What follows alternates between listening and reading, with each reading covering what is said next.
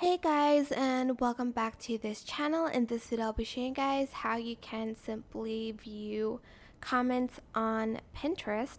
So just select the post that you want to see like comments on.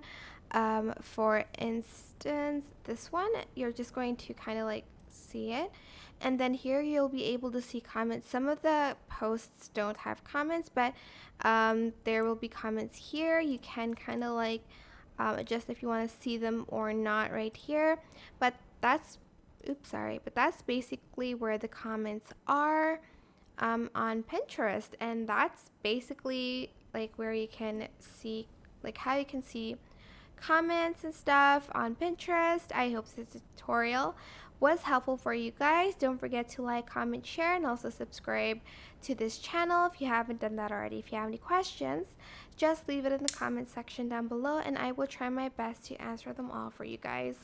And if you found this video helpful, please click the thanks button above the description box down below. Thank you so much for watching. Bye!